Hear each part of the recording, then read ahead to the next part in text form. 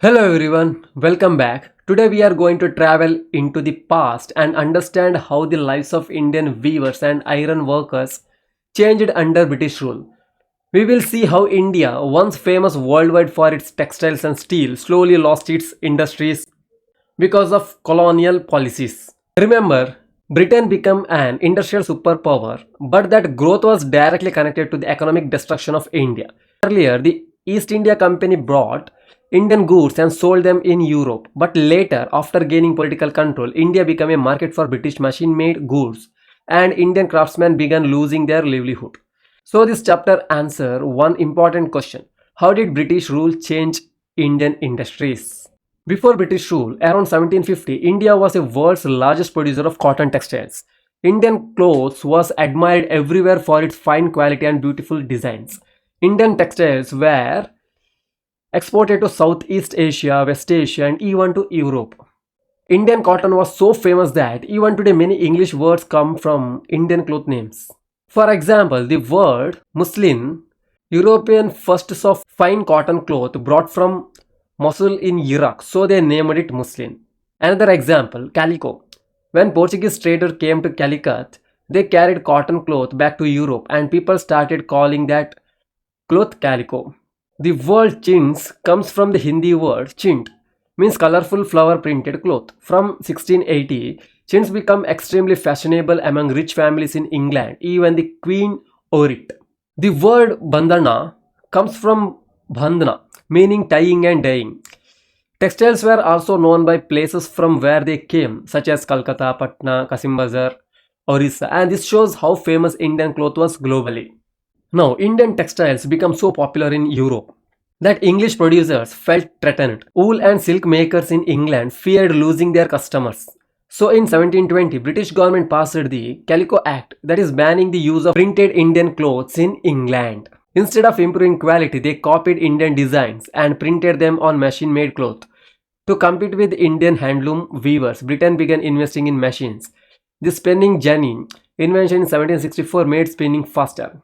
The steam engine invention in 1786 allowed large-scale factory production. So, Britain was producing cloth cheaply and massive quantities. But even then, Indian cloth remained important until late 70s.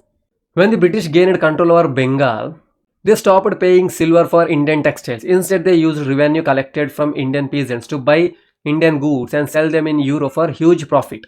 Where were textiles produced? In the early 18s, most textile production was concentrated in four major regions. That is in Bengal, especially in Dhaka, famous for mulmul and jamdani, and also in Coromandel coast, that is in Madras to Andhra, and also in Gujarat, and finally in western coast weaving cluster. Dhaka was the biggest textile center of the world at that time. Now, who were weavers? Weaving skill was traditionally passed down through families. Weaving communities included Tanti in Bengal, Juhala or Momin in North India, and Sale, Kaikollar, Devangs in South India. The process involved many people, such as women did spinning on charka and takli, and men did weaving, and also Rangres dyed the thread, and Chipigars printed patterns. This industry supported millions of Indian families. But after British factories grew, everything changed. Indian textiles could not compete with the cheap British machine-made cloth. Heavy import duties were placed on Indian clothes entering Britain, while British clothes entered Indian market almost duty-free. By 1830, British cloth flooded Indian markets, and by 1880s, two-thirds of all cotton clothes worn in India came from Britain. Indian weavers lost their job, and spinners, mostly rural women, also lost work because machine replaced hand spinning. Weavers wrote petitions begging the British government for help, but nothing changed. Some handlooms survived because machines could not make traditional designs like sari borders and patterned cloth. New weaving towns like Sholapur and Madura grew. During the national movement, Gandhi encouraged people to boycott foreign cloth and use khadi. The charka became the symbol of independence and was placed on the national flag in 1931. Many weavers became farmers, and some migrated to cities and others went abroad to work in plantations or mills in Bombay, Ahmedabad, and Solapur, Kanpur, and Nagpur. Next one. The first cotton mill in India was started in Bombay in 1854. Bombay became the center because it had access to raw cotton and port facility for trade. And by 90s, there were 84 mills in Bombay, mostly opened by Parsi and Gujarati businessmen. Soon mills opened in Ahmedabad in 1861 and Kanpur in 1862. Thousands migrated from villages to cities for work. But Indian mills struggled because the British government refused protective tariffs. The first major growth happened during World War I when British factories could not supply enough cloth. Indian mills were forced to produce for the army and they grew rapidly. Now let's shift to the iron and steel. A Tipu Sultan's sword was very famous because of its wood steel, which was extremely strong and sharp. Wood steel was produced all over South India and was used in West Asia and Central Asia as well. European scientists were fascinated. Even Michael Faraday studied it for 4 years. But this craft disappeared by mid of 18th century. British weapon imports killed the industry and cheap factory steel replaced the handmade steel. Until late 18th century, iron smelting was common in Bihar and central India, but it sharply declined later. Why?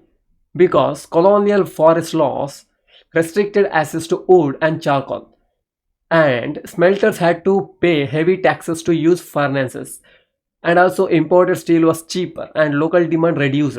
So slowly smelters abandoned furnaces and searched for new work. Slowly smelters abandoned furnaces and searched for new work. In 1904, Dorabji Tata and Charles Weld searched for good iron ore to build a modern steel factory. With the help of agrarians, they discovered fine iron ore in Rajhara Hills. Later, land near Subarnarekha river was chosen and a new industrial town, Jamshedpur, was built. And Tata Iron and Steel Company began making steel in 1912. During World War I, British steel was needed in Europe, so India had to supply steel for railways and the army. By 1919, Tisco produced 90% of steel used by the government, and it soon became the biggest steel company in the entire British Empire. And industrial growth happened only when British imports declined, and again during wars and later during the freedom movement. So I will stop here and I will upload Unit 7 in coming days. Till then, don't forget to like, share and subscribe to my channel.